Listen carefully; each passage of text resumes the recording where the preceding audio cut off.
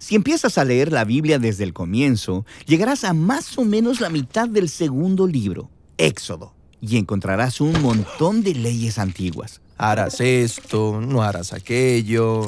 Estas leyes están todas escritas en el estilo literario que llamamos discurso en prosa y se encuentran por todos lados en el segundo, tercero, cuarto y quinto libros de la Biblia.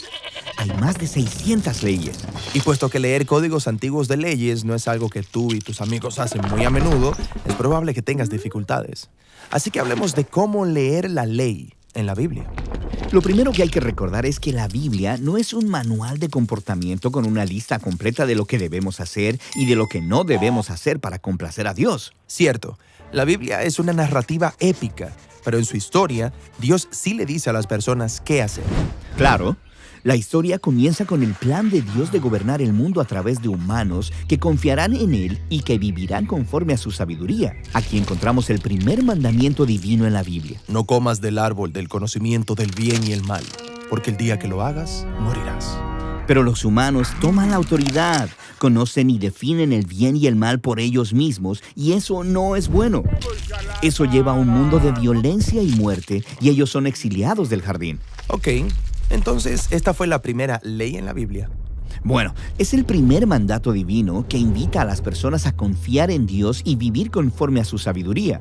Así que, aunque no es parte de las leyes dadas a Israel, sí las anticipa, porque ellas también son invitaciones para confiar en la sabiduría de Dios. Entonces, ¿cuándo llegan las leyes de Israel? Bueno, esta es la historia.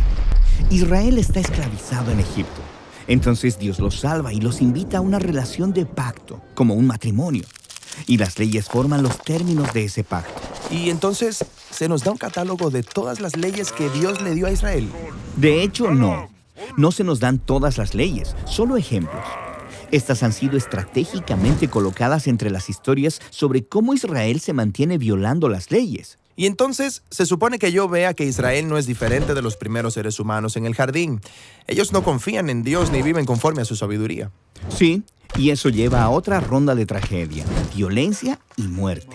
Y termina en el exilio. Y entonces, aunque las leyes son buenas y muestran la sabiduría de Dios, también exponen la incapacidad de Israel de ser un compañero fiel de Dios. Te sigo.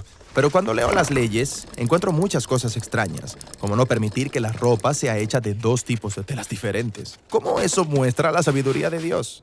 Ok, es importante notar que muchas de estas leyes son símbolos rituales antiguos que separaban a Israel de las otras naciones, es decir, los hacían santos. Entonces, algunas leyes hacían de Israel distinto a las naciones vecinas, mientras que otras leyes los apartaban de cosas que en su cultura simbolizaban muerte, enfermedad y corrupción moral. Bueno, pero ¿qué hay de los rituales para matar animales?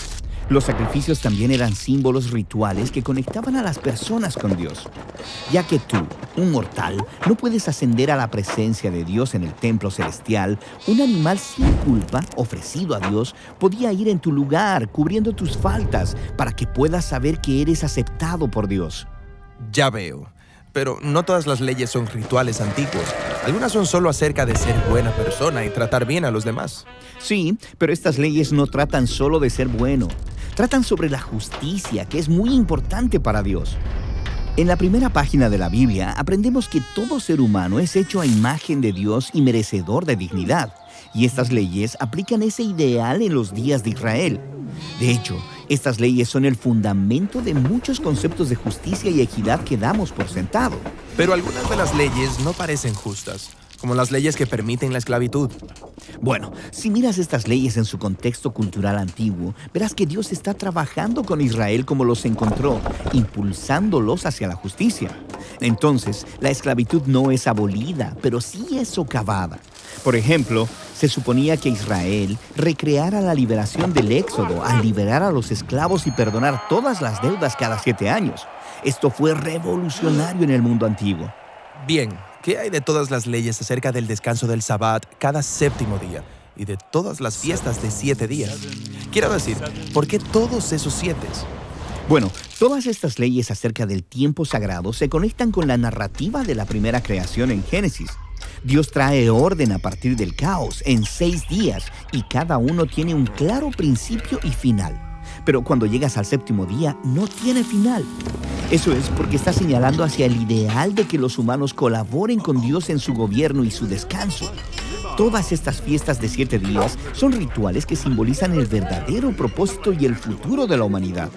Está bien. Entonces, todas estas leyes dadas a Israel encajan en esas categorías básicas. Sí, y cada categoría expresa un ideal central de la sabiduría de Dios. Las leyes muestran cómo estos ideales deben ser aplicados en la cultura del antiguo Israel. Pero, como la historia deja claro, Israel falló en cumplir la ley una y otra vez. ¿Cómo logrará Dios que los humanos confíen en su sabiduría? Bueno, Moisés y los profetas después de él confiaron que un día Dios transformaría el corazón humano para que las personas puedan ser compañeros fieles del pacto, confiando en su sabiduría. Esto nos lleva a la historia de Jesús. Sí, Jesús dijo que vino a cumplir la ley. Cierto, Él fue el compañero fiel del pacto que Israel y toda la humanidad fueron creados para hacer, pero que fallaron en alcanzarlo. Jesús vivió conforme a los ideales divinos en los que se basaba la ley, y Él enseñó que todas las leyes se cumplen cuando amas a Dios y cuando amas a tu prójimo como a ti mismo. Y Jesús prometió que el Espíritu de Dios vendría y transformaría a sus seguidores para que ellos también pudieran vivir de esta manera. Así que cuando los seguidores de Jesús leemos estas leyes hoy, necesitamos recordar que fueron dadas a Israel en su contexto cultural antiguo.